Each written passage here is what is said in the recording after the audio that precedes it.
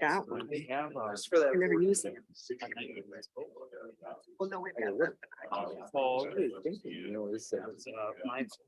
I got. Well, landlocked. Huh? Landlocked. With my family. Throw the other guy. If I sold it for that, You know, everybody's valuation. perfect for sitting up here. I couldn't hit on that car with. Maybe if I was scared. Yeah. My dog. Stopping, Steve. Good to see you. Pound or whatever that. Our dog got a coyote the other day. No way. Well, I've got one of Janet McNally's dogs, so it's like our dog, yeah. So she got one. I'm like, Kobe. Or it's because it works. It must, How's Leo doing? he's doing I don't know. amazing. They don't tell He you. doesn't look like Leo and he doesn't sound like Leo, but he is doing amazing. I know this spring, I don't think they could get out of there. No, I don't think they could either. They were pretty underwater. Wall looks better than the panels I've seen in Washington DC. Yeah. Keep talking. Yeah. So did you volunteer when Brett was in the jail? You must have. Nice. Yeah, I've been doing, I taught teenagers for 36 years. Okay. Then I kind of switched over to these teenagers. It's just. Kind of the same, isn't it? Yeah. Followed them right through. I was hoping to see Jack today too, but he must not be coming. Jack Sowers. Jack Sowers. I saw he was on the paper. I would have picked him up if I would have known. Yeah.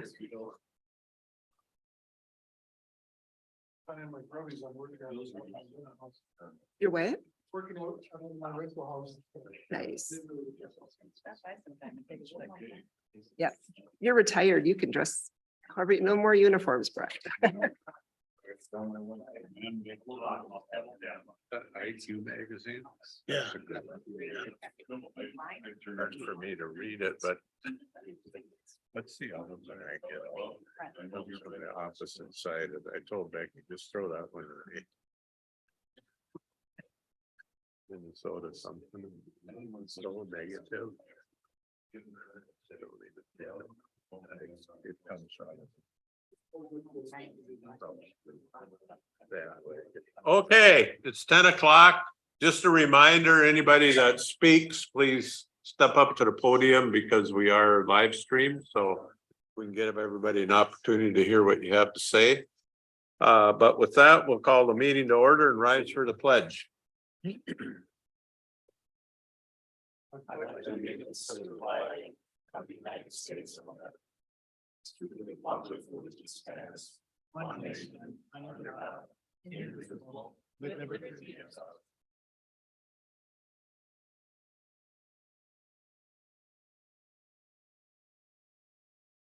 You have public forum. If anybody wishes to speak. Now's your opportunity. You get 3 minutes. Just state your name and. Good morning, commissioners. My name is Teresa Dawson, and I just have a kind of a sober statement this morning. In our state legislature, there's a revision that is going to be voted on for Minnesota statute 2022-363A.03. This law is in the sexual orientation statute for our state. The revision takes out a piece of the legislation that prevented adults with sexual attraction to children to be considered a sexual orientation. If this revision passes, and unfortunately this administration has made it clear that they will push many such perversions through, pedophilia will now be a protected sexual orientation in Minnesota. Pornography in books for children, perversion and confusion taught in media and education, and now exposing our children to those who could harm them and protecting those who could. Does this not sound like madness? Matthew 18:6 says, "But whoso shall offend one of these little ones that believeth in me, it better for him or her that a millstone were hanged about his neck and he were drowned in the depth of the sea." The Creator has given children to parents to raise. Why? Because they are vulnerable, needing protection, guidance, nurturing, and education. It is the responsibility of parents and anyone who acts in loco parentis to nurture a noble and morally good conscience in them. To leave children with drug addicts or in a bar or in a brothel for their upbringing and education is ludicrous and is considered abuse and neglect, which are punishable crimes. Yet we are sending our children to public schools with our tax dollars that are teaching them no better moral virtues than bars and brothels. We as a people are guilty of wounding the tender consciences of these children, and now we are exposing them to further harm by allowing pedophiles to not be discriminated against if they seek a public education job. Can we say we are nurturing a good conscience or an evil conscience in these children? Could you stand before God and say you have done all you can to protect the innocence of the children in your country and in this county? I do not say that you as commissioners have voted for these things or even agree with them, but have you vehemently stood against them? I fear we are no longer a state or a country that is run by principle, but only by the money that flows from the state and federal government, forgetting that those are the taxes that come from us, the people. You are now an elected official, entrusted to take a stand for your constituents who have entrusted you with the sacred office. Are the monies to fund our projects the only things we stand for? What about the money sent to schools now to pay for perversion to be taught? I believe the greatest project any people can take on is instilling virtue and truth in our children, which is the heritage we leave to them. If this state and country have any chance of surviving as a good people, we need to take this revolution of evil ideology on and turn this ship around. We need to call evil evil and stop pussyfooting around it. Someone needs to start standing now. The evidence of the moral character of a nation is seen in how it cares for its most vulnerable. This is what we do right now to our most vulnerable. Abortion, confusion about who they are, gender transition surgeries before they're able to truly even understand who they are as a person. Scientifically, we know a child's brain is not fully developed until they are nearly 25 years old. Exposure to things that wound their conscience and take away their innocence, pornographic books pornographic books that makes having sex with everything look like it's normal and good, perverting God's design for sex to be a sacred privilege of marriage. Your time is up. Can I ask for my time, please? You want to speak? No, I want her to finish. I just have a few more statements. Okay. Exposure to those who could take advantage of them in the name of gender equality. This is what we have done to expose our most vulnerable. How would you like to grow up in a society that no longer protects you and expects you to make adult decisions before your brain is even fully developed? Is this not abuse? One more thing, just because a minority saying they need to be protected for what they believe does not make it right, especially if that group seeks to wound the consciences of the weak and vulnerable. Thank you for your time. Thank you. Thank you. Yeah. Anybody else? Thank you, Teresa. Anybody Yeah, else? I would speak at the public forum if I could. I use this microphone or do you want me to go up there? Why don't you go up here, JJ? Yeah.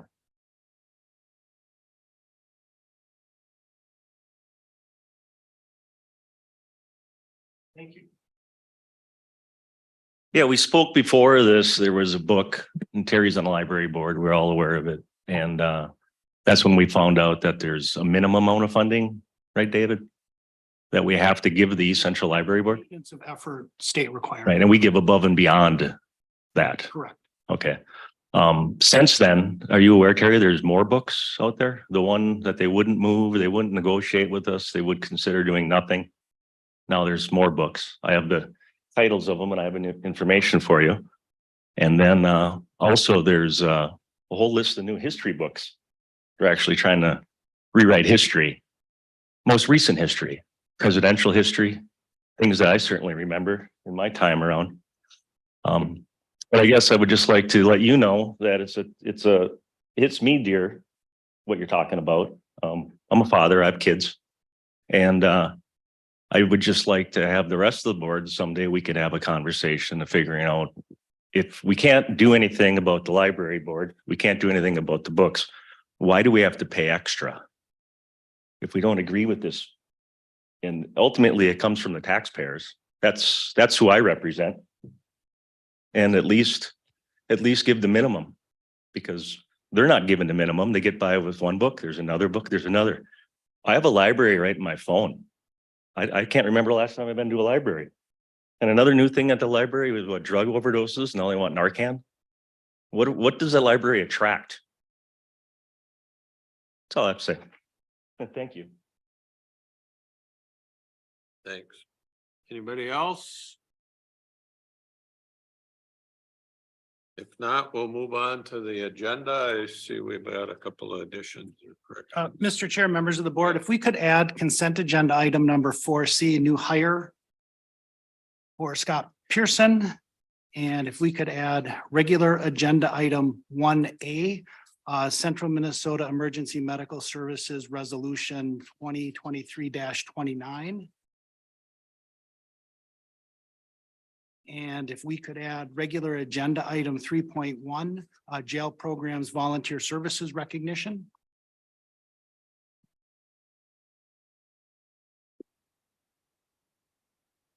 I'll make a motion to adopt agenda as amended. Second. Thank you. We got a motion by Lovegren, seconded by Waldham to approve adopt the agenda. Any additions? Not. All in favor, say aye. Aye. Opposed? Approve the minutes of April 18th, 2023 County Board Minutes and Summary for Publication, and April 25th, 2023 Special Meeting Committee of the Whole Minutes. So move, Mr. Chair. Second. Motion by Ludwig, second by Moore. Any discussion? If not, all in favor, say aye. Aye. Opposed? And minutes of boards, reports and correspondence, Pine County Zoning Board minutes of January 26, 2023.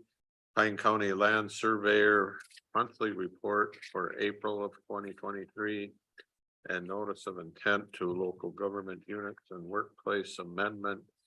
Hinkley Wellhead Protection Program, April 11th, 2023. I'll move it. Second. Ludwig. Motion by Moore, second by Ludwig. Any discussion?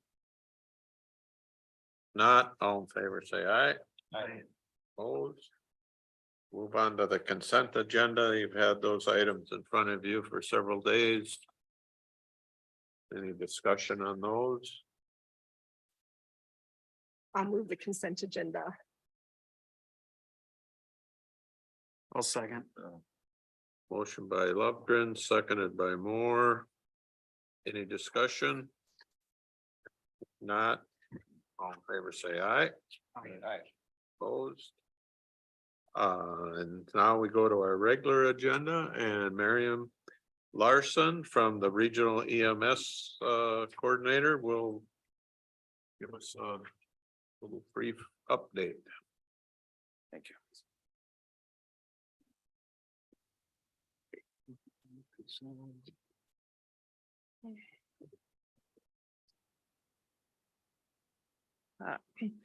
Good morning, Commissioners. My name is Marion Larson, and I am the Regional EMS Coordinator. And the Regional EMS region, I guess, as Central Minnesota, we cover 11 counties. So we're the big donut hole of Minnesota. I like to tell folks I cover everybody from Albertville to Walker, Wadena to Wisconsin, and Pine County is my easternmost border. I serve 234 agencies, 15 of which are in Pine County. And so those agencies that I serve, if you had a heart attack or your child was hurt or injured and you called 911, all of those agencies who would come to your house or your lake or your business, those are my stakeholder agencies. The region provides what I like to consider two main opportunities to support our regions, our agencies. We do some emergency readiness and we provide some direct support to agencies. Our direct support includes training reimbursement dollars. We offer equipment grants. We have done a lot of naloxone distribution. We've gotten a grant from the state of Minnesota. In Pine County alone, we've provided 280 plus doses of naloxone, primarily to your sheriff's office to use while they're out in the community responding to medicals. This past fall, we also worked with the University of Minnesota to do the statewide AED project. That means any squad car across the state that wanted new AEDs for their entire fleet of squads was eligible. So we connected with every law enforcement agency within our 11 counties and told them, yes, this is a real project. Yes, there is no cost to you. And we highly encourage you to participate. After we did that, we only had 2 police or law enforcement agencies within our region not participate. They opted to go a different route. We have over 8,000 new AEDs across our state that are being delivered, and this helps increase cardiac arrest survival. I am a central hub for people who have questions about their education. You have to be certified in the state of Minnesota to be emergency medical responder or an emergency medical technician. A lot of those folks are volunteers and they need to know how to become certified and how to keep that credentialing. And so I try to connect them with services and education opportunities to make sure that we have trained and educated folks. We also run the regional critical incident stress management team. In the past, I think it was 15 years, Pine County has had 37 debriefing requests for your agencies and first responders. And those can be anything from a car accident to a cardiac arrest to a house fire or pediatric death.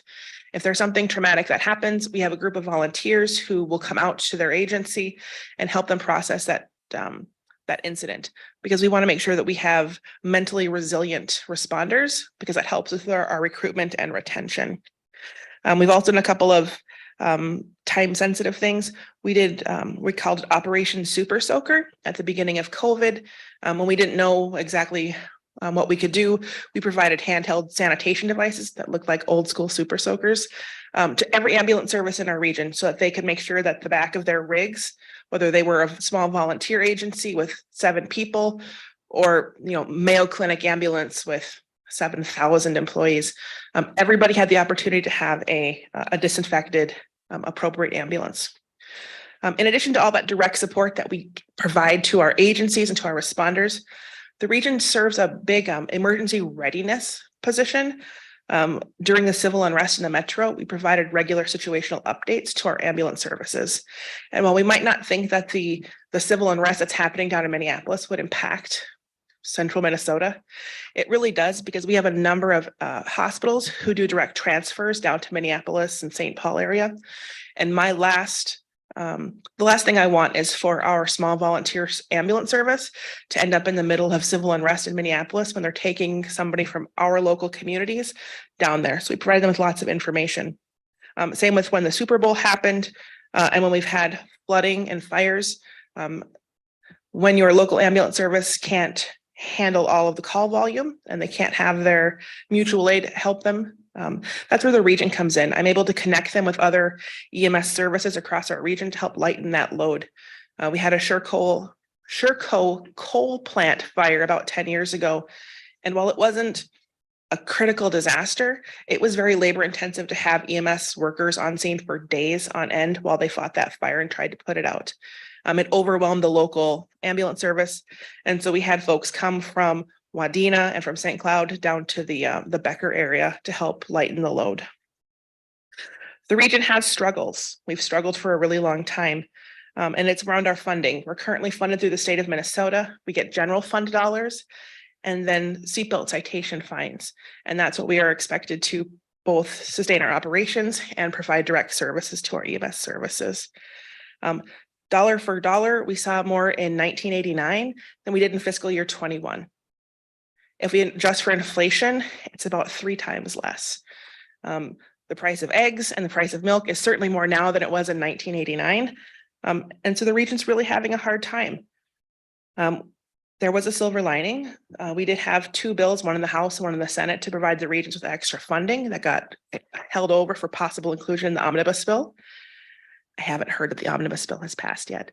So I'm still waiting with bated breath. We try to be increasingly optimistic that things will shake out for the regions, but we also need to be realistic. Our board is investigating all types of fundings, whether that is local funding or additional dollars coming from the state. On our board is Commissioner Ludwig, and then Commissioner Waldhelm is the alternate. I'm sad to say I've never actually met in person because Commissioner Ludwig is always there and he's a great advocate on the board. You have 2 advisory committee representatives, Barb Madison and Dennis Jewell, and they are relatively new to our advisory committee, but have been phenomenal advocates for all the services in Pine County. I'm hopeful that we'll get some funding from the omnibus bill, but knowing that we're going to get, even if we get that funding, I'm going to be in the same place in about another 3 years. The $100,000 additional that they're projected to give us won't make up for not getting an increase since 1989. And so we will be, even if it passes, I'll probably be back here letting you know what we do and looking for maybe alternate funding opportunities. Any questions about what we do as a region or what we do for Pine County?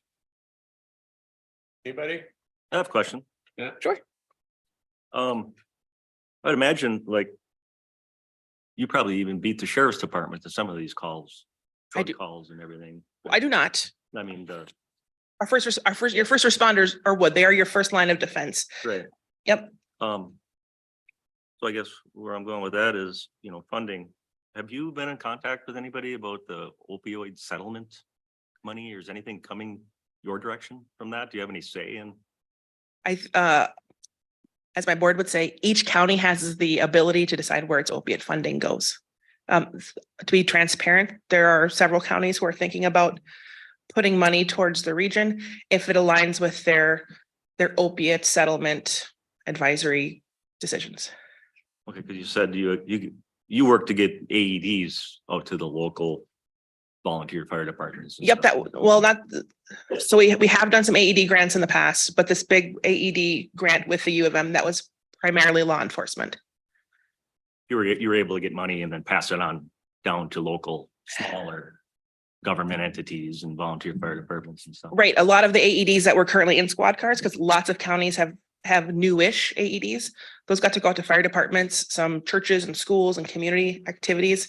It was this wonderful, like kind of waterfall trickle down effect is Sure. they all got to go somewhere else. Sure. Would you be, I mean, you could use some opioid settlement money, I would imagine, right? I would certainly think that a majority of our activities are opiate or overdose related at this point. All right. That's my question. Thank you. You're welcome.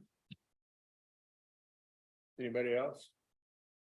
Oh, thank you, Mary. Thank you. Mary.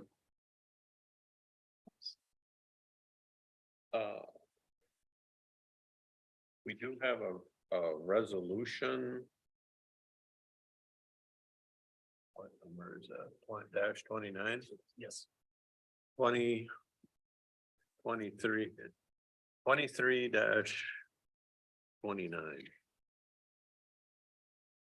In your packet there.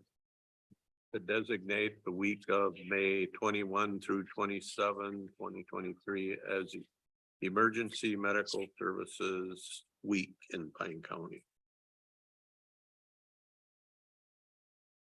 Resolution. Yeah, I'll move the resolution. Thank you. I'll second it.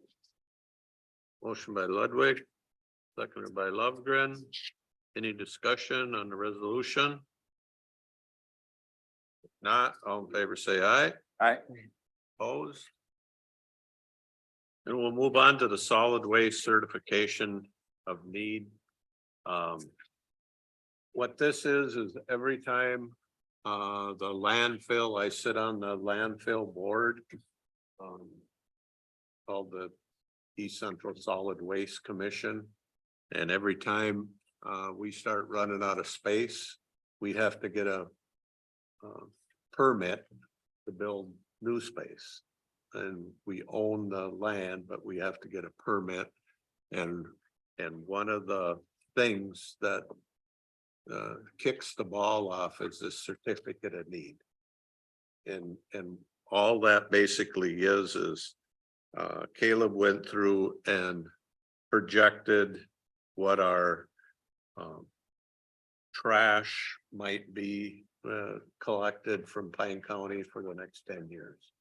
He based that off a formula that MPCA actually helps with on our population, and it's so many pounds per person based on our past history. This is how many tons of garbage we should produce. And then we have to build that next cell in the landfill in accordance with our CON, certificate of need. So this, every county has to do this. Can you tell by those figures when if the recycling is going up and down? Yeah, because our county is actually doing fairly well because we've done a lot of work with recycling. And we have a good measurement system because like where I live, I get my recycling picked up as part of my garbage service, and that's weighed every week.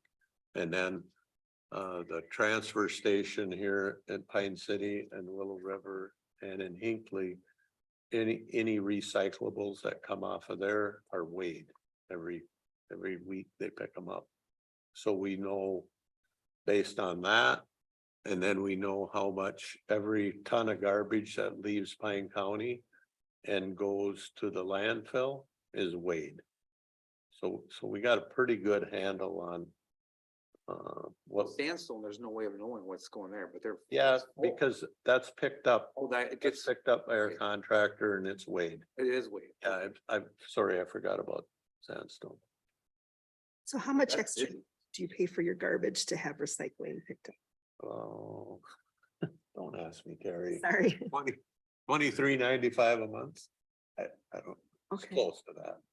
for everything. It's, I think they add $2 a month for recycling. They pick that up once a month. And the other is every week. But it would be different throughout the county because the rest of the county is more rural and we're finding out that that makes a big It difference. makes a huge difference. Yeah. Yep.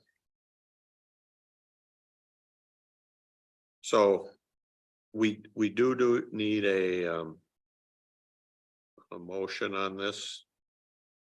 So there's not a resolution number or anything? Is it just to support the solid waste certificate? Yeah, we gotta authorize the county board, myself to submit a letter to Okay, the East Central Solid Waste Commission. I'll make that motion.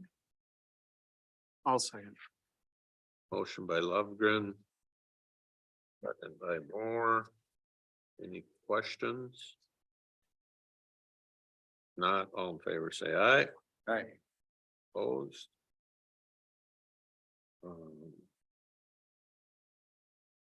Was the jail Yes. program next? Okay, we've got the jail. Rod, you gonna do that? You bet. Got a bunch of great volunteers. that Yes. have Been in jail for a long time and.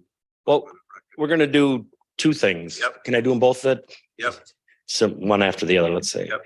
So first I want to recognize the National Corrections Officer Week, which is next week, and our corrections officers. So I'm gonna do that one first. So and there's a resolution that goes along with that too. But first, before we get to that, Mr. Chair and members of the board, my name is Rod Williamson, Jail Administrator for Pine County Sheriff's Office. And I present to you a request to recognize the corrections officers of Pine County during the National Corrections Officer Week by acknowledging Resolution 2023-28. Next week is the National Corrections Officer Week. On May 5th, 1984, President Ronald Reagan signed into order Corrections Officer Week Proclamation 5187, recognizing the hard work and the oftentimes unrecognized responsibilities of the corrections officer. Citizens generally understand the need for law enforcement in our communities. Deputies patrol our streets to protect and to serve. And when crimes are committed, they make arrests and criminals go to jail. The arrest makes news headlines and deputies are recognized for their heroic actions, and our community feels safe with the criminals off the street. But law enforcement and protecting our community does not stop there. In fact, the arrest is only the tip of the iceberg and is a collective effort in protecting our community. Our Pine County corrections officers are a very large and a vital piece to protecting our community. Most people are unaware of what is involved in housing inmates in our county jail and the responsibilities of a corrections officer as they keep our community safe from the inside. Corrections officers have a dangerous but a rewarding job. Officers often oversee men and women who have been arrested and are awaiting arraignment or trial, or who have already been convicted of a crime and sentenced to serve a year or less in our county jail. Corrections officers are sometimes referred to as glorified babysitters by the community and oftentimes less respected as members of law enforcement. In fact, the corrections officer is a highly trained professional skilled in first aid, CPR, AED, use of force tactics, taser, chemical irritant, use of restraints, interpersonal communications, direct supervision, report writing, emergency policy and procedures, suicide prevention, and more importantly, crisis intervention. Crisis intervention skills that in today's world are exercised almost daily, considering the vast uptick in mentally ill individuals that are landing in our county jails. Corrections officer is a special person who must be able to respond to a medical situation at a moment's notice. They must be able to respond immediately to a fellow officer's call for aid in a unit of up to 60 inmates, armed with nothing more than their intellect and the behavior management skills learned and practiced every day. Corrections officers must be able to handle inmates twice their size, half their age. If inmate attacks an officer either verbally or physically and the officer does not react, the officer is viewed as a coward. If the officer protects themselves against great bodily harm and the officer then is viewed as a bully. At any time during the course of a shift, the corrections officer may be exposed to human feces, being spit on, bloodborne pathogens and airborne diseases, and yet remain cool and calm. Corrections officers are unable to work from the safety of their home, manage inmates, and hold meetings via computer monitors. Instead, they put on their badge, their duty gear, including a mask, which we still do, during pandemic times, and report for duty within the confines of the facility, committed to providing for the safety and the security of everyone inside and the community they serve. The corrections officer must be the emergency medical caregiver, the tough guy, a counselor, good listener, social worker, educator, protector, and most of all, a diplomat. With all the obstacles, challenges, and hidden risks that the corrections officer must face, the men and the women of the Pine County Jail, they wear their uniform proudly, protecting and serving our community from the inside.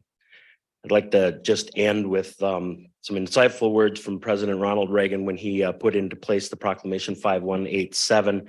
And this was noted 39 years ago, he wrote this, and it still holds true today.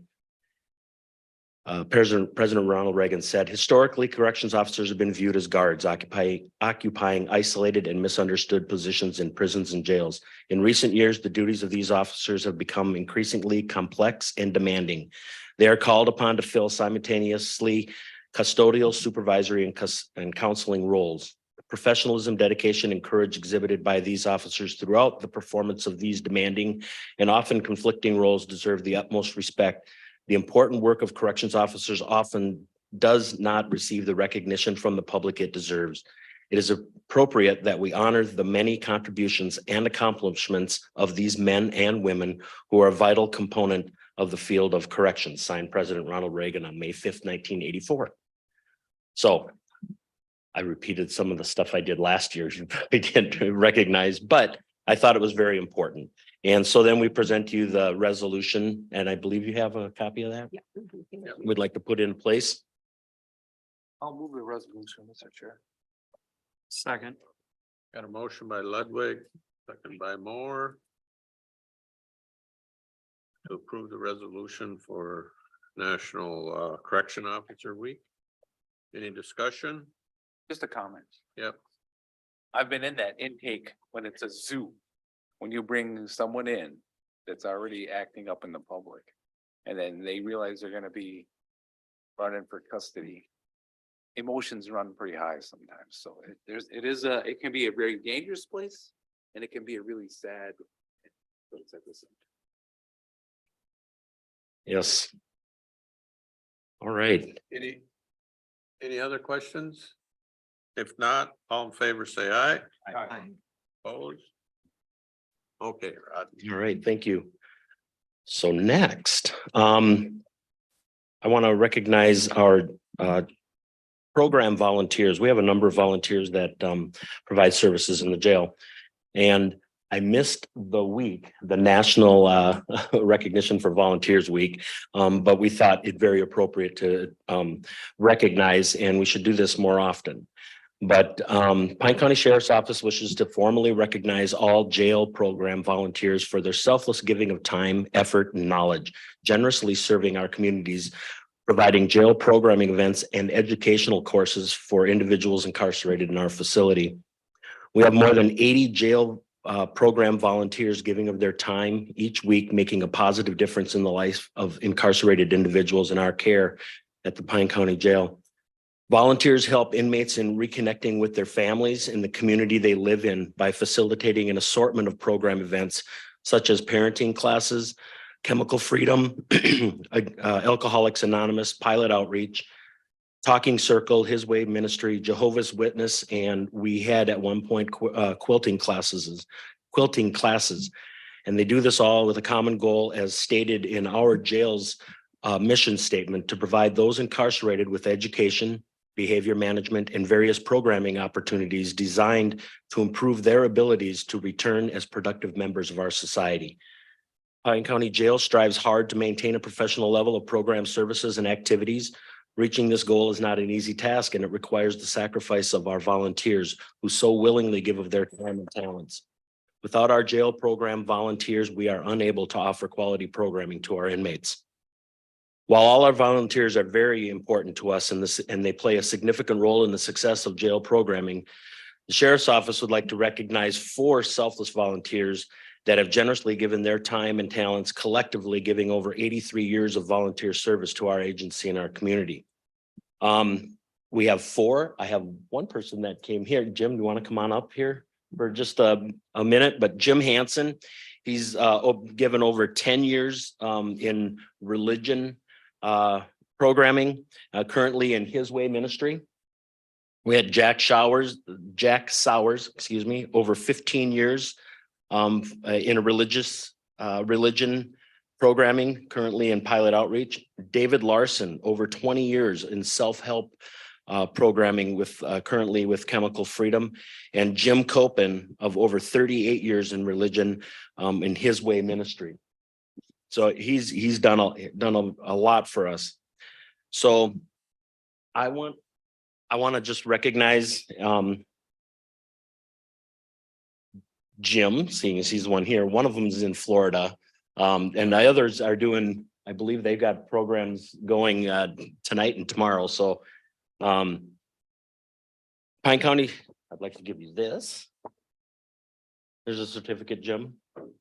And we also want to recognize, and I'll go through this here, Pine County Sheriff's Office sincerely appreciates all you do for our agency and the community we live in. We wish to commemorate your years of dedicated volunteer services to our agency by presenting you with our Sheriff's Office Years of Service Challenge coin. On this coin are embedded the core values of our agency: honesty, integrity, respect, and loyalty. These attributes also embody the true meaning of what it takes to be a positive influence on others as a program volunteer with the Pine County Sheriff's Office. So Jim, I'd like to leave this here. Thank you so much. Thank you very much. And yes, I get that picture thing. Here we go. There we go. And then here's our. I think Jim has a couple things he'd like to say. Yeah, Rod, you said one 1 minute. Commissioner Helen knows me quite well. Yes, first of all, it's a privilege to be here, and before this powerful group, I was wondering if you could turn down the wind a little bit here in Pine County the last couple of days. So, well, it is a privilege to be here, and I'm just a small piece of the puzzle. I taught 36 years teenagers, and I've enjoyed my time here at the jail. I spend a lot of time in jail, and the deal is I think about the inmates throughout the week, pray for them, think about them. All of a sudden I'll get an impression, you should send that to so-and-so. And so I want you to know the other volunteers feel like that too. Last night, Steve Smith was there. He's a great guy out of Pine Tech. He's retired now. Lisa Stevens usually comes. She had hurt her back. And then Chris Johns was there. And let's see, who else? Sue Klein. And so anyway, we have wonderful people like this, and then so many others on different nights. Sometimes I feel very inadequate. I know I tell my wife sometimes, Jackie, I got nothing tonight for jail. Here's her response. Well, maybe you should get out of the way and let the Holy Spirit take over. and that is certainly true. And there are times when I've gone up there, especially in the wintertime, it's dark, it's 7 o'clock and don't really feel like going out there. But every time I've come home floating on air, it's just been wonderful. So I consider it a calling. we had a lady, I overheard her tell some of our ladies, and I guess I was there too, but last night she said, I've never felt love like this before. And that just deeply moved me. We have people there that really their circumstances and so on. I'm not excusing crimes or bad behavior or anything, but so many of them have had miserable situations. Again, we demand personal accountability so we don't make excuses. In fact, I tell people to do this kind of work, you need a gold heart and a steel spine. That's what you need. So we don't excuse anything. Nevertheless, as Steve and I have talked about this, Commissioner Hallen, before, I would guess that a great majority of these people have either mental or chemical problems, and you hardly know which came first.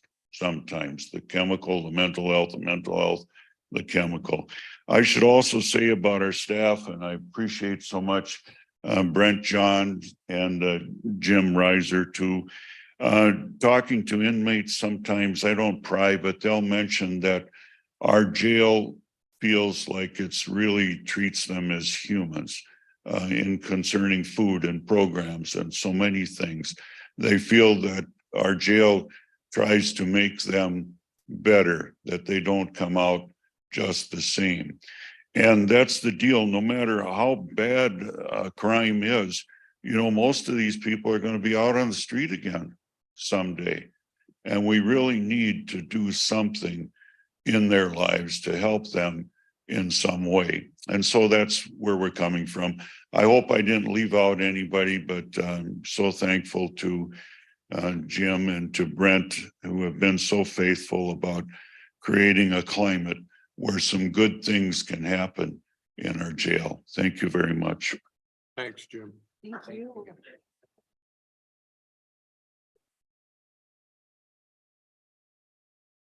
I will add that Jim takes a lot of personal time and follows up with some of these people and goes and visits them where they reside, whether it's in Lake Lena or downtown Pine City. So thanks, Jim.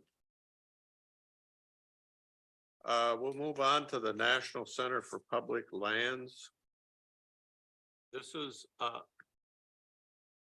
know about this much before you, more than you people do probably, because I learned it at an AMC board meeting, and then we got another filler in on it a couple Fridays ago at another AMC board meeting. But we heard from a couple of county commissioners from Montana who live in counties of vast acreages, you know, way bigger than St. Louis County, who have probably 85% of their county is public lands.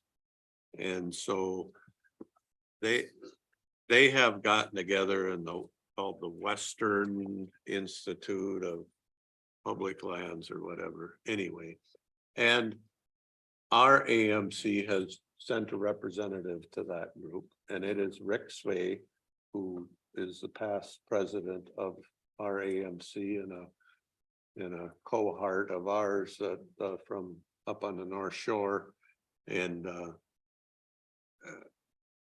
I trust Rick, and I guess more than anything, I'm not trying to sell this program, but from what I understand, what they want to do is get enough money so they can do some good, honest research of the cost benefits, for one thing, of what does public land do for the public, and for the county that the public land is in.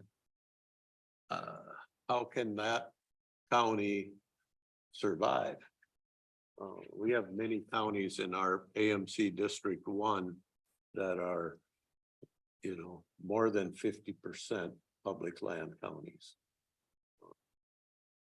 We're a long ways from that, but and this is based off a formula that comes with some federal funding.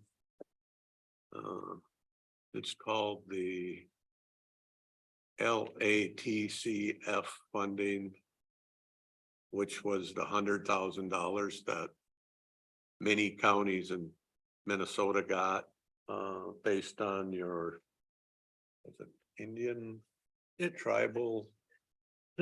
It's based on the amount of federal built eligible land in the county with a floor of $100,000. Yeah. So if you had any federal eligible PILT land, you got $100,000. And then if you had more than that, there was a formula for some of the larger counties. Mr. Chair, Yeah, is this a one-time fee or is this going to be? they're looking at building a fund of, I believe, $15 million. And think that fund would carry them through years and years of research and not so much lobbying, educational efforts, I guess is what they're calling it.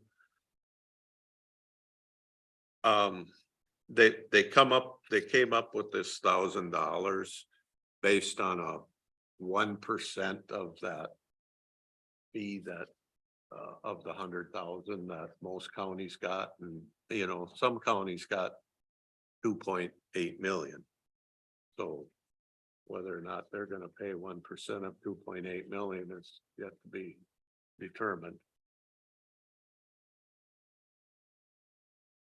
I think it's something that's supported by AMC. It's something that's supported by NACO.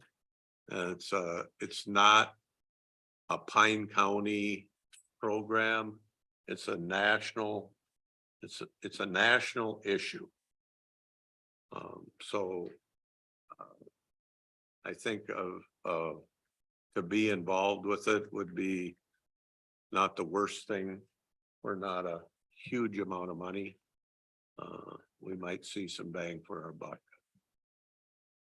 Well, I got a few things if I can, Mr. Chair. Yeah, Well, to me, I read it. I mean, I just see another duplication of services here. There already are these agencies. It says there they want to hire 1 to 2 people. Of investment of 15 million. I guess I can't figure out why don't they get it from the state because they're sitting on 17 billion in St. Paul. And where I say it's a duplication of services, I mean, they want to, in the bullet points on page 2, it says they want county partnerships with federal agencies for reduce wildfire risk, protect watersheds, conserve species and their habitat. I think we already have DNR, Bowser, MPCA, and Soil and Waters to help with that. And then another one is they want to, I think we already are doing this with our economic development. It says meeting the unique challenges of facing public lands and counties, such as housing affordability. I hear a lot of that lately. And it says not only it's affordability for our residents, but for federal employees. So I just Googled it the other day. It says the average federal employee in Pine County is $96,910 for their wage. And then our, just for I guess just a regular, when I Googled it, citizen, what was it? 50,000, but I think that's encompassed the whole family. And we're at a 6.1% poverty rate. I know it's $1,000. But it's $1,000 that's comes out of, our county money. I know we gave $1,000 to the Highway 23 Coalition to promote their 4 lanes down in another part of Minnesota, but really, when you look at our part of Highway 23, there's parts of our highway, we don't even have shoulders. They're going from 2 lanes to 4 lanes. So myself personally, it just looks like another government entity that if anyone goes to it, there's per diems, there's mileage, there's more expenses. And it's just to do what other government people are doing or should be doing. We have a lot of land. I understand that. We have General Andrews, we have Nemadji, Banning, St. Croix Forest, St. Croix Park, Pine County Game Refuge, Sandstone National Refuge, Chengmatana. This is the federal land program. Yeah, then of our federal, what do we got? Just a piece full of sandstone prison, that's it, right? We've got some along the Wild and Scenic Riverways. Yeah. So they give us some money and then they want 1,000 back. No, it's the, it's not a government agency. It's Well, you know, I think you're the whole group of, using, Committee. yeah, but you know, I'm not promoting it. I'm saying it's a process that if I would recommend that at District 1 meeting on June 1st, everybody go to that and we ask Rick, who's been involved with it a lot longer than anybody else in Minnesota, to give us an update. where's the District 1 meeting at? Aiken. It's in Aiken, that's close. This committee has been, or I think, do they call them the WIR? WIR? Yeah, WIR. So it was it last year, or the year before? I think it was last year that AMC joined with WIR and they went out and they went to Alaska actually and were part of their meetings. And that's where they started joining forces to see how we can work together, which is really good. And then they came to the AMC convention for NACO. Yeah. So, yeah.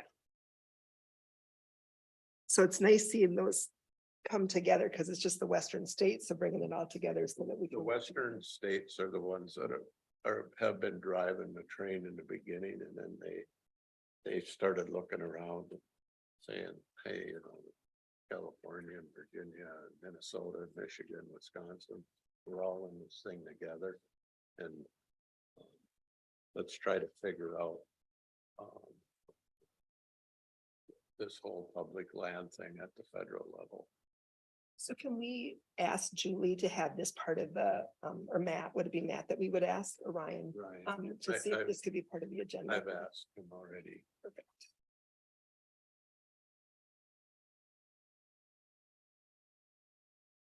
So I'm here and maybe we'll just leave this on the table. We'll talk about it after District 1. Then we'll move on to schedule a special meeting of the Committee of the Whole. Strategic Planning meeting.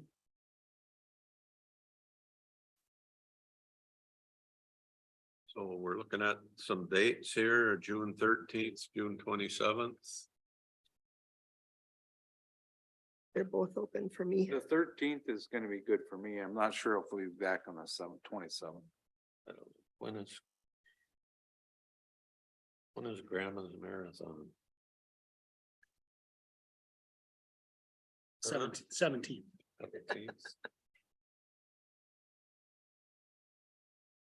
So you came up with that pretty fast.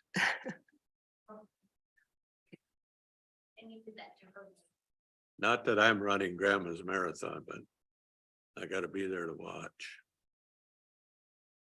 So if it's the 17th, would the 13th work for you then, Steve? Yeah, that'll 13th work is for Matt. Tuesday. We're going up on Wednesday, so. 13th work for everybody? Yeah, it looks like it over here. Which date? 13th? That work, Matt? Yeah. Right, we'll do June 13th. 13th. Yep, 9 a.m. 9 a.m. here. here. Thank Sounds you. Good. Thanks. Okay, we'll move on to some reports. Arrowhead, Didn't make it, Mr. Chair. all right. Pine County Educational Leadership Network. I apologize, I went to the wrong building. You want to go on that, Josh? I didn't read the whole memo. Yeah, it was pretty well attended. I think we had from every school district there. Learned a lot. They did talk a lot about the blue zones. I thought that was very interesting, talking about looking at maybe trying to do something with school lunches collaboratively through the whole county. I know all the school boards and school districts are so crimped on money, but maybe maybe there's some options there that we could try to promote locally grown food and actually have a little better lunches for the kids. The other thing was that state survey they talked about. The thing that, and I don't have my notes, but what was it, 30% of teenage girls, ninth grade girls feel like nobody cares about them in the out in the public. So, and this was just a survey, it was a voluntary survey they gave out to every, what was it, ninth? Yeah, it's a Minnesota student survey, so it's administered in 9th and 11th and maybe 6th grade. Yeah. And I think Becky did the presentation. I think she pulled the data for the 11th graders in Pine County. Okay. I thought she did the ninth grade. Maybe it was one or the other. There's Becky. She'll tell us. Oh, Good morning. My name is Becky Foss, the Director of Pine County Health and Human Services. And the data I pulled was for ninth grade students. The survey is given to 5th, 8th, 9th, and 11th grade students and was given in the first half of 2022.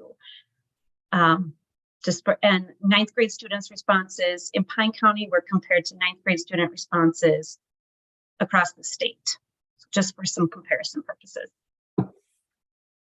And one of the things that I just find interesting is like with that, a lot of us and don't give a lot of credit for kids these days, and kids are different than they were. And that was part of the things we were talking about. You know, like we said, in Walmart, a kid might say, A, B word to some other kid, and they're just, that's how they talk. Yes, do you maybe agree with it? If your kid said it, would you maybe say, hey, you probably shouldn't use that in public? But that doesn't mean they're bad kids. It doesn't mean they're hollering at somebody. It's just that's the way it is. And I'm guessing our parents and your parents and everybody's parents probably thought the same about everybody, every generation as they were coming up. But that is, you know, you think about it, I think of people that come into my store and they're like, them kids over there, they don't trust them or anything like that. And yes, there's a lot of kids you don't trust, and or even my own, but to that point, you know, sometimes you maybe got to give them benefit of the doubt sometimes. I don't know. It just is, I've been thinking a lot about it, and I have a lot of young kids that work for me, and I do give them a lot of credit and try. And yes, they make me mad sometimes, along with my own kids, but it's part of the learning process. And how are they going to get better as they grow too? So if that. So. can I, so Becky, I'm glad you're on. After that meeting, one of the things that they talked about is the kids nowadays don't feel like anybody pays attention. And so I catch myself when I'm at the grocery store and, you know, if they check you out at the grocery store, we find ourselves, we're whipping out our cards, we're whipping out cash, we're putting things back in our pockets or our purse. We say thanks and we walk out the door, but do we ever do eye contact? You know, and so I caught myself at Quick Trip the other day, and it wasn't a kid, it was an adult, but I caught myself walking out and I had to stop and look him in the eyes and say thank you, because we don't do that anymore. We're so preoccupied with everything that's going on. So that's a big thing that they were talking about, is if we would just take the time to acknowledge them. I visit with all of them. Yeah, yeah, which is good, you know, and one of the things that was said was if they carry out your groceries, and I thought of Chris's or Daggett's, when they carry out your groceries, do you say thank you? You know, I know my sister always says tip them, you know, you tip waitresses, tip them, you know, how much do we actually think about these? I think we're just so preoccupied in our own little world. So I think quite a bit more about what I do now after that meeting. And so thank you for bringing that stuff up. Jeff also did a very good presentation on Narcan and the importance that the schools may have it at the schools in case they have a crisis, so that they can. So I have a question. So the survey they take, do they repeat it? So they try to grab those kids every so many years, so they get that base? That's what I thought, yeah. Is it every year, Becky? It's every 3 years. Yep, so I thought. Yeah. And that was a good point about the Narcan. In the survey, they talked about use of drugs. And it is very low, like on the opioids, it is very low in school, in high school. But like Jeff was talking about, what if, you know, you're the kid, they're coming in on the bus, and I'm very naive when it comes to the opioids, but you know, I see all these gummy things now around and, you know, my kids love gummy bears and gummy whatever. So what if one of them, you know, someone, they do cruel stuff and gave some kid one and or a kid's like, hey, try this pill and went in and overdose. I just, the ill effects of it are none from what we're seeing, just to have it there. If it was our kid, your kid or any kid, it doesn't matter. It's ridiculous, really honestly, not to have it. I think, Josh, I got my eyes open the other night at that opiate forum and, you know, what JJ asked, why should we have Narcan at a library? And the guy that gave this presentation's question would be, why wouldn't you? Why wouldn't we have it here? Because the chances of us in the rest of our lifetime running across somebody in an overdose situation are very, very high, probably 100%. And they're not all bad druggies that do it. They're like accidental or somebody gave them something on purpose. And Well, and kids, they can't help themselves if they don't survive that time. I think the best comment that I heard, and it was at the opioid thing, and it was a friend of ours who lost her son last year to an opioid overdose. And she had stated, you know, people say that Narcan is a crutch. It's like, oh, I can get wasted and I can almost die and they'll give me Narcan and I'll be fine. And then I can do it again. She said, but really what it is a second chance to live. And she said, you know, for some people it might be a crutch, but for the majority, it's a second chance. Which, you know, you think of they talked, was it 6,000 pills that were intercepted that were on their way to Cambridge of fentanyl? That's 6,000 overdoses that just got caught, you know, that could have ended up in our kids' hands. That's not, we need to do what we can to protect them too and give them that second chance. So, it was a good meeting. It was, we have some amazing department heads. Thank you, Jeff and Becky, who can bring these up. Sam did an amazing job talking about the Blue Zone. It was fun because the next night we had the meeting with the zoning and environmental or economic development, and John Doro was there. And I talked to him about how we were talking at the Blue Zone meeting, how we can bring the farms and take that produce. They always say that if you can eat locally, you're doing better because you're eating the things from your area and it's easier on your system. So I said, we were just talking about you last night and how we can bring your farm products into our schools and make it a healthier place for our kids to be too. So there's a lot of options coming from that meeting that came from the school, back to the Good. school. Yeah. Did you get the Narcan in the library yet? Does anybody know? No, we're going to be having the Narcan presentation, and I don't think it's going to be this month. It'll probably be next month to decide if that's something where they want to go or not. But they'll do the full, it was decided last month that we're going to have the full presentation, and then everybody will be able to take some Narcan home with them and see what it is and hear the presentation and the facts, and then we'll make the decision. Yeah, my comment was what type of people go to the library. They're already there. Yeah. We've already Well, had they're already there. places in That's the why library. I never allowed my children to go to the public library. Well, and you know, my mother-in-law was a librarian. I think they're grandkids live regular there. people. I go to the library. Yeah. It's the only way I can read now, JJ, is I can't read because of my eyes. So I check out audiobooks. Mhm. We got the So- Kindle. They're pretty nice. It's used by a lot of The options are. they're great. not all drug heads that go to the library. No. So I was just there on Saturday and it was fun. I went in and did a May baskets. We made May baskets with the grandkids and watching the families come into the libraries, watching the little kids. Little kids. I need my library card. I found a book to check out, you know. It's just watching that excitement and seeing their eyes open. And books are the best thing that we can do for our kids. It takes you to so many different places. It's I love books.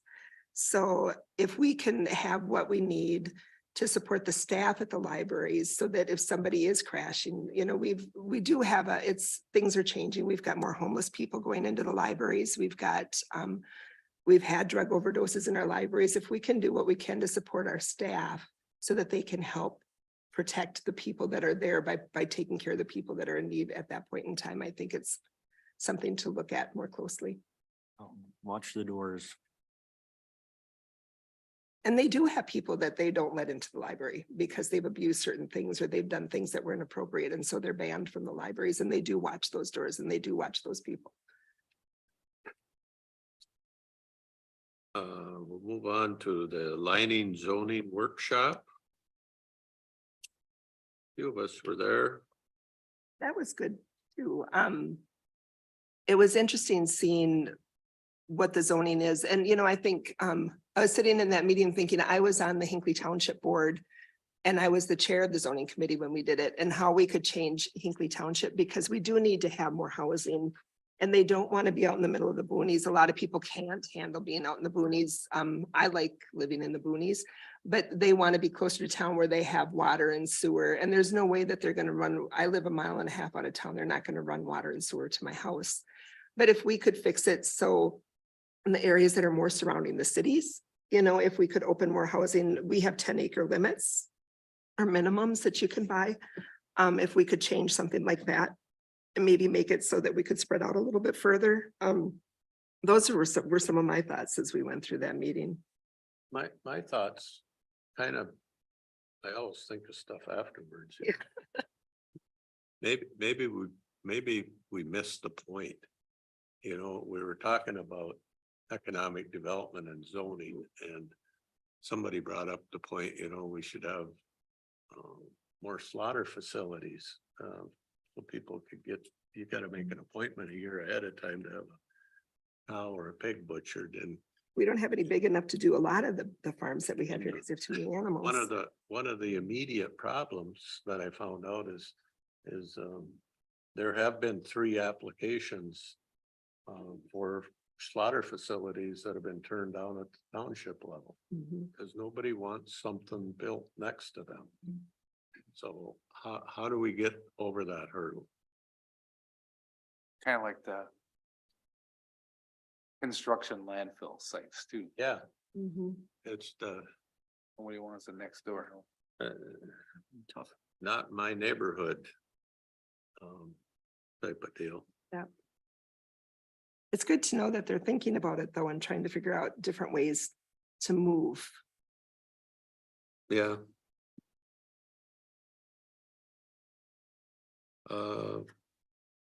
Watershed, the Snake River, they were canceled. They were, but they had a, Kanabec County called a special meeting the Friday before that Monday to talk about Snake River watershed with the whole board. So it was a whole Kanabec County board, and then they invited the other counties to join. And David and I went from Pine County. The thing that I found interesting was it was like they were starting from the beginning. And I talked to some of them afterwards or during the break and said, but we've already had our votes. You know, we've already said that. In fact, I talked to Dave from Mille Lacs County afterwards and I said, but Dave, we already voted. It is going to be an 8-member board. It's the soil and water and it is the county commissioners. And he said, well, when did you do that? And I said, I think it was February, but there was nobody from Mille Lacs here. And so the fact that they're going back to the very beginning and trying to, I can understand, I mean, they've got a whole new board getting them totally into the picture as to what's going on with the Snake River watershed. But I don't think that they had an idea as to what's already processed. So it'll be interesting this month to find out where things went because we're still waiting for the counties to come back with where they're at with what they want to do with the membership board and with the money and that type of stuff. Mr. Chair? Yeah. If I could just add, so they did have John Kolb, who's an attorney, do a presentation, and he kind of was the main event of the day. And he has worked with Mille Lacs and I think Kanabec County as a water ditch attorney, so he's well known on that side. But anyways, his conclusion that he shared is if you have the one watershed, one policy board, and you have the Snake River Watershed Management Board, you're redundant. Yeah. That those two things are just being redundant. And so I think that was a good message for the attendees to hear. from someone other than us. Do you think they listen? I do, the other thing was that they were saying, it was interesting because they were saying, well, we don't want to tax them. We don't want to tax the public, we don't, that's not something we want to do, or we don't want to take their land unless that's not what we want to do. Which the way that we move this, we can't tax their land and we can't take it, we can't confiscate But- things, so, But we are taxing now, right, because we pay a membership fee. right. That's what we want to get rid of. Right, yeah. So I mean, it was a good meeting. It was interesting because it wasn't where we are today. It was, but bringing everybody on page as to what it actually is to have a watershed was a good thing. Thinking back, when did they start One Watershed, One Plan? It's been like 4 years, hasn't it? I don't know. 5, 6 years. Because how long has St. Croix was the Lower first? St. Croix, we must have been going 5 years by now. Yeah, I remember 6 the years. initial talks and Yeah, because the law was like 2016 or something like that. yeah. And it just seemed completely no brainer for Sneaker Blue. And now Yeah. it's like, yeah. Okay. So we had our Lower St. Croix Watershed Partnership Another good one. Yeah. program last Monday. And there's some great projects going on in that whole watershed in every county, including Pine. Interestingly enough, we're gonna revisit the entity versus the collaborative again this fall.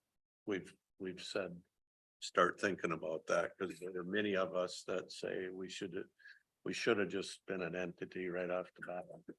But we weren't gonna fight about that for the duration, but it'll come when people are ready.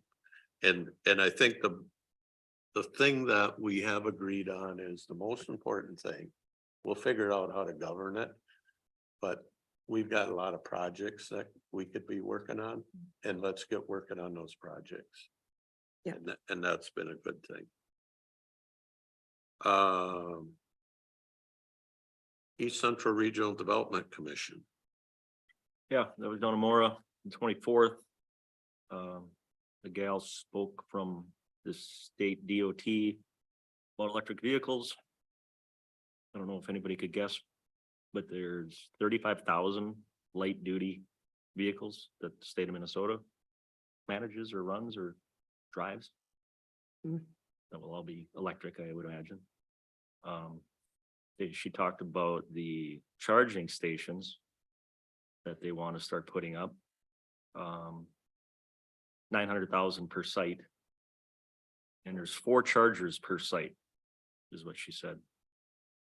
I guess I couldn't imagine a gas station with 4 pumps. I get frustrated when I think somebody's buying a snack or something, I'm waiting, but How long does it take? 40 minutes on a fast charge? Takes a How far is that, a full charge? That's a fast charge. That's not, Oh, it's a fast charge, 40 minutes. yeah, so I don't know. How long did it take to charge ours that we had, do you know? Well, we didn't have a fast charger, so it was like 8 hours. Right, Debbie? I guess I, Friends of Sad mine that story, have sorry. them have found out that, and if they take them to 85% charge, they're more efficient, Looks like your phone. and they about 20 minutes if they get in there when they're still about 30%. Don't let it, they've just figured that out. They don't let them run down to 0. so she had mentioned 900,000 per site or 4 chargers per site. So that's what they're looking at there. We talked about the audits that happen at the ECRDC. I don't know if anyone knew this, but you have to be audited every year. Yep. Okay, the amount of money they're talking about that goes through there, just my opinion, it's pass-through money. They apply for a grant, they get money, they have a checking balance, of course, and for their own office costs, but there's businesses that take in and handle way more money than that, and they don't audit every year. Every year you do your taxes is basically an audit, I think. You look at all your expenses, you look at every check, you can sense and see if there's something missing or gone. But this is taxpayer money. This is taxpayer. Oh, yeah, Yeah. this, And You considering that you can't do it anything business like, yeah, I agree with you. we have Yeah. had past embezzlers here in Pine County and so just knowing that it's, you know, it is a sickness. It's something that, you know, but they got to get caught. This is a cost that's 17,000 this Yeah. year, 18,000 next year and 20,000 the year after. How do you pay? Credit card? Okay, what? Well, no, that's just what it's costing the Okay. taxpayer to have it audited, so employees, I guess. Are you talking car charging? Yeah. Yeah, that I think is credit card. But the audit, I was just going through my report here. yeah. Yep, the audit, I think is I mean, it's no different than we have to have every program audited here at the county. Mhm. The library does, the, Library board does. I was just making a comparison Yeah. of what happens outside of the government realm. So anyway, they'll be paying 17,000 for this year, 18,000 the next year, and 20,000 for 3 years. So what, almost $60,000 for audits. Give away tax dollars. Talked a little bit about the volunteer driver mileage only being 14 cents a mile versus business being 65 and a half. And that was about it at the UCRDC. All right. No NLX. no, but, Yeah, sorry. all right. I got a letter from them and the House and the Senate have passed that they're going, the House passed that they would fully support financially the NLX and the House dropped it by quite a bit and they want us, They're at 50, I think. yeah, they want us to do support letters asking, is it appropriate to do a non-support letter? You know, I mean, I kind of didn't know where to go with this one. And it requires a state match. Does it require a federal match? No, well, see, oh yeah, Coming. well, it's federal dollars they're States. using, isn't it? Yeah, Well, I don't think the federal supports this. When I talked to Pete Stauber, I don't think that the I Fed, thought the federal dollars, maybe I mixed up on that. I thought it had to have a state match and that's what they were trying to sort out here. that's what I thought too. Hmm. So I wonder, I don't know. Anyways, that's where we just got a pleading letter the other day to ask us to send a support letter to the commissioners I don't on know where they're this getting it. committee. Yeah.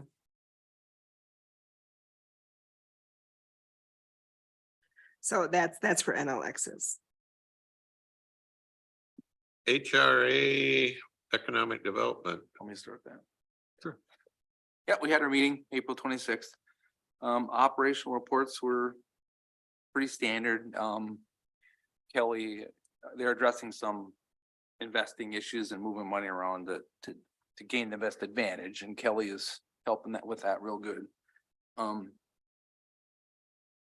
There was Megan Elliott, who has the old Rock High School in Sandstone as a project. She presented a thing, and she remodeled a jail up in Duluth and made it apartments and had it done. That was pretty impressive. And it sounds like she knows where to get the money to make this work, but we'll see. But it was an interesting presentation. If she pulls it off, at some point, I think, I don't know if the city and the county they'll be looking for like tax abatement or something like that downstream, kind of like what we did with the hospital for a number of years. So that might be coming at us.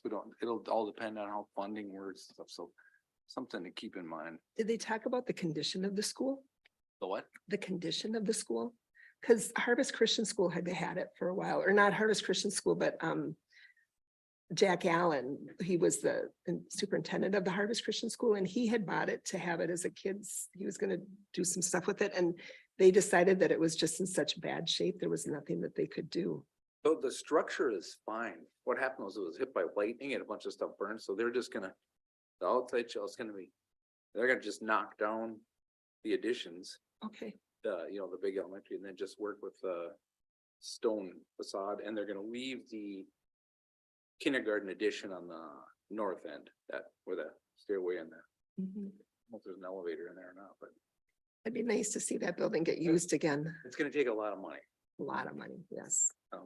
Yeah, they have asbestos, lead paint and mold issues are just Mhm. definitely a fixer upper. A lot of asbestos too. Then, Dave, brought what? up the Oh. Yes. Hole in the roof, been a hole in the roof, water's been running through it. pigeons.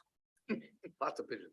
Then Dave discussed the North Court Apartment project, if they want to take that on, that's coming due in 124, which we talked about that before, that has 8 site-based vouchers that are attached to it. For and I think that they assigned to the facilities committee to do the research. And they're the internal committees. What else was, that's what, that's all I got on top of my head. Otherwise, they're pretty much original. I didn't miss any major day. No.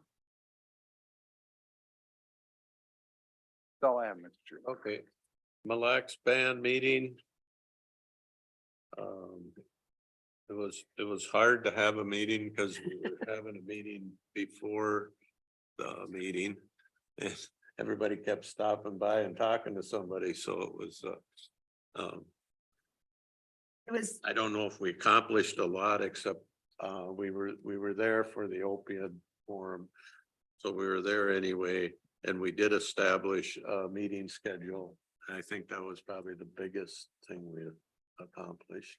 we met Sam Moose, who Yeah. is the human or the health. Commissioner of Administration, Thank you. And he, formerly the Commissioner of Health, or yes. Human Services. Yes, thank you. And I think he's gonna maybe be more a part, and we talked about the opioid settlement, and he is very disappointed that they didn't get anything yet for the opioid because they have such a issue. And so we had talked about if they could be a part of our opioid settlement and to figure out how we can work together with that.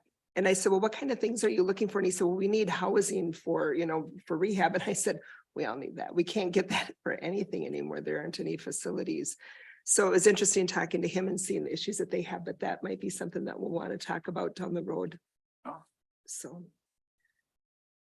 That brings us to the opioid forum, and we've talked about it.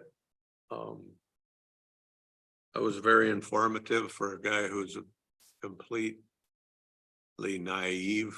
It was a good evening, so thanks everybody who put that on.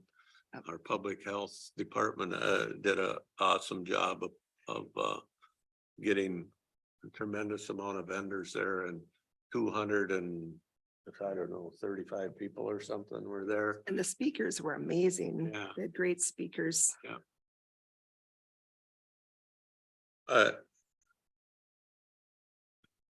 think the biggest thing I had no idea. I thought honestly, I thought Narcan was something like we used to have in the army when somebody got gassed with nerve gas and you put that pen in in their thigh and gave them an injection. I honestly thought that's what it was.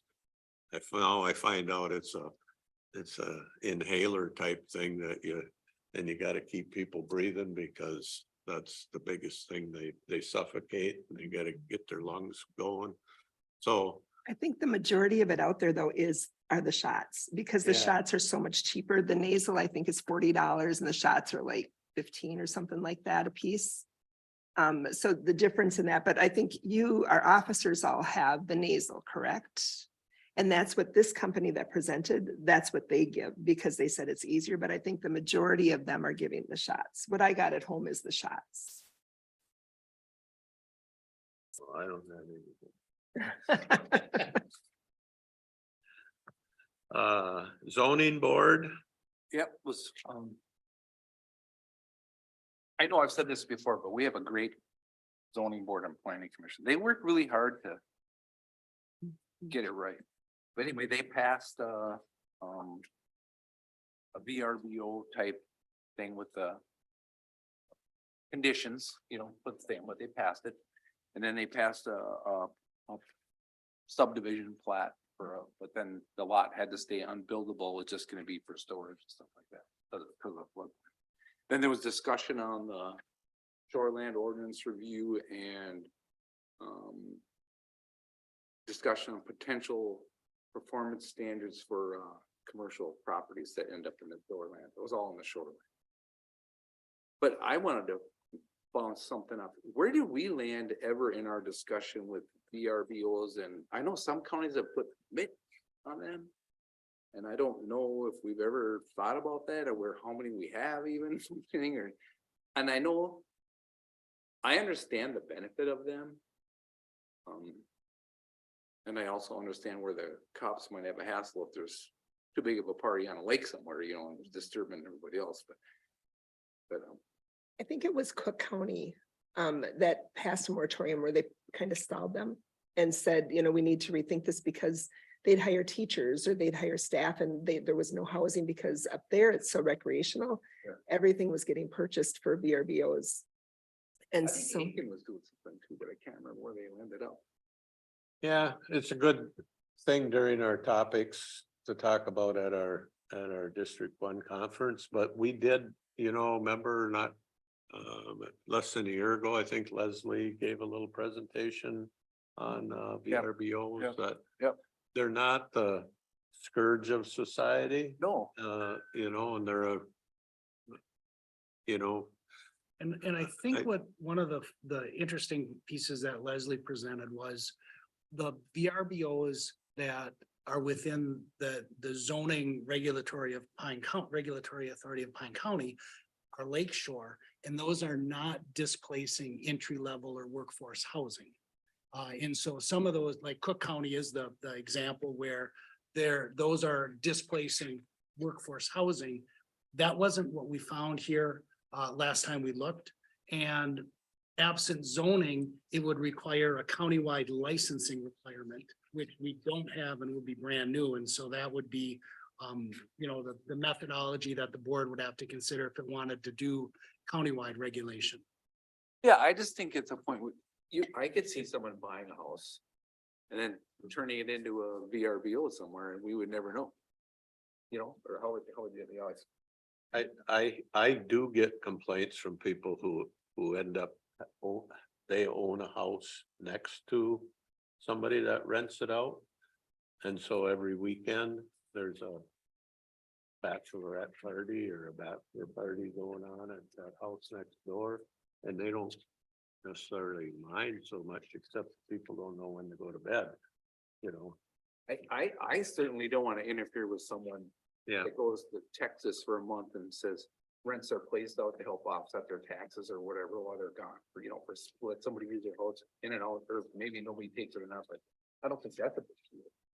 You know, why would we even worry about that?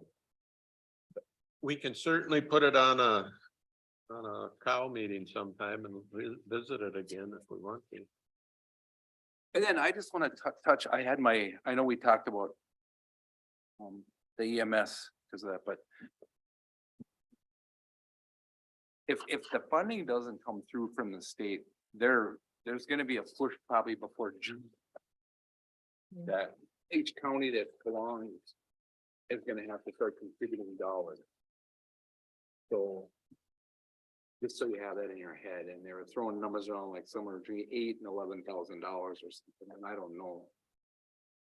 We'll have to have some serious thought, and I don't know how does it work with our fire departments? Where are they training? And, you know, do we still meet with them? Because we don't have any county ambulances anymore. And I know you guys train through the college, which you get all your EMT stuff paid by the state through the college. I figured that out. They don't reimburse through this EMS. So we need, and I know they service that list she gave us, they stay service, but they run out of funding so fast that there is no service. So I don't have those numbers in my head, and it seems to me that it's gonna be a lot of numbers for each one of those departments. Yeah, and I know they're getting training now, and I don't know where the money comes from. Yeah, I know, they jump, like, I know Carrick was jumping in with Yeah. Moose Lake and stuff like that, and I know. And there is no training dollars left right now. I think we're down to $6,000 or something. That's the grant. So there's just so we know stuff is coming in. I don't know what it's gonna be. So just trying to like timeline that out, that gives our board one more meeting in May and 2 meetings in June before the EMS board runs out of money. Well, yeah, well, they'll be all right. She said she'd be coming back in the future, right? Well, I think that's really gonna be my job or Jay, you know, we're on that committee, but it's like, we have to figure out. We wanna do it ourselves within the county, or do we wanna be a member and let them? The coordinator coordinate with all. the Yeah, other I committees? think my big question would be, do we? How much training do we get from central That's why I just, EMS? that's what I don't know with all the fire departments. You know, that'd be First responder. pretty quick to find out. Yeah. But we can do that before our strategic plan meeting, maybe. I've got a couple of others. One is a AMC meeting, and I know you guys get all the AMC legislative updates, but they had a long laundry list of updates on legislative issues, including armor radio funding, community service formula, that's our probation, transportation funding, the tax bill, housing affordability, homelessness, duty disability, score funding, cannabis, mental health, elections, election funding, human services, modernization, and mental health. Those are all huge items, dollar-wise, that will impact Pine County. Whether or not they fund them at any level, some level, they're all things. And I went to the Emergency Communication Board last Friday with Scott Grice. And I've been on that board since it started. And if you remember back a dozen years ago when Armor started, there was a extra tax, a 911 tax put on your phone bill to buy all the towers. And then we spent about $1 million of Pine County funds. We actually stole it from highway and never paid them back, if I remember right. In order to pay off our, We did. did we pay them back? Okay. Okay, but anyway, we've had to buy all the radios and equip all the cars. Radios have about tripled since when we originally bought them. The ones we have now are not capable of working with the 911 enhanced version. The guy that he's gonna hopefully present at our district meeting, but he held up his cell phone and he says, here's what's happened. When that 911 system was built back in the 80s and the early 90s, it was built when everybody had a copper line going to their house. And now over 90% of all calls going to 911 come on a cell phone. It can't handle it. It can't address it. It can't text to talk or text to 911 is actually a program that somebody wrote that emulates texting, but it's not true texting. And so there's huge dollars like starting over, except the towers are there, but our consoles and our dispatch rooms need to be updated. All of our car radios and our handheld radios need to be updated. And that's just not for 30 some sheriff deputies. It's when you think of how deep that goes in the county, fire departments, ambulances, all those people. You know, they're talking in Northeast Minnesota, I believe he said 60,000 radios. And what do they cost now, Jeff? 6,000 a piece for a car radio, you know, instead of 2,500. So anyway, he also put a passionate plea, and I also warned Ryan that he's going to be asked to go to another meeting, because the one thing we haven't done a good job is including our tech folks in these talks, and it's all technology. And we're past the policy issue of do we want to do it or don't we want to do it?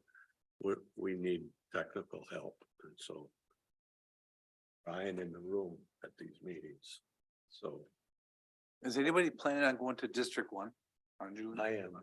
I'm gonna try to go too, yeah.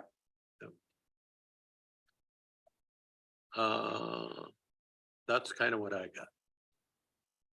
I have a couple others. So it's been through the TNT committee with NACO, one of the things that they're working on is digital equity.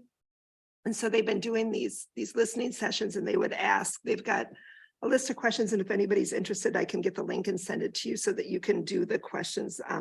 And it's a full series, but they would go through the questions, and then you'd listen to people throughout the country that would give their answers to how they can do digital equity. And I sat in on one with TNT, and then I sat in on two other ones just to discuss what our issues are here in Pine County. So they would talk about how can we make sure that people get cheap internet, and I just kept saying, we need internet, period. You know, we need to go back to the basics and get internet for everybody. And then we can talk about the equity, you know, how we can keep it down in price. I mean, I understand that that's important too. But it was really interesting, you know, how can we make sure that it's equitable? And it's like, you know, do it by census block. You know, if you do it by census block, especially in our rural areas, it's not going to go to the congested areas. It will hit everybody. And so just being able to voice how we can help our constituents with that, it was good. That's the project. And then also, when you guys, I sounds like you had a really good road review, which was good, but I sat in through the ICWA policy committee. And I signed up for 3 different committees on that, and they'll be meeting on the 3rd Tuesdays of every month. So I'll have to run out of our meetings and go home and do those meetings, but it's going to be interesting to see how they work that together to make it so that the wording will work for our employees and for the families that are dealing with ICWA at this point. So it's an honor to be on that committee. It's going to be good. And then I had SHAC, a couple SHAC meetings during the time, and they basically, it's a lot of legislative, and then we talk to all the counties to find out what their concerns are and how we can help them work better. And then we had a childcare meeting yesterday, and there's going to be that Super Sunday coming up in, I want to say September. I've got the date at home, but it's a really great committee that's going to be working on that to see if we can get some more childcare in our county. And I don't know, I get this IQ magazine. Does everybody get this? That's awesome. Isn't it? There's an article in here of one of our businesses in Pine County, the Laurie's family and their Magi business. Pretty good. Pretty good little magazine. That's all I have. Anybody else got anything? If not, we'll declare the meeting adjourned. Kelly.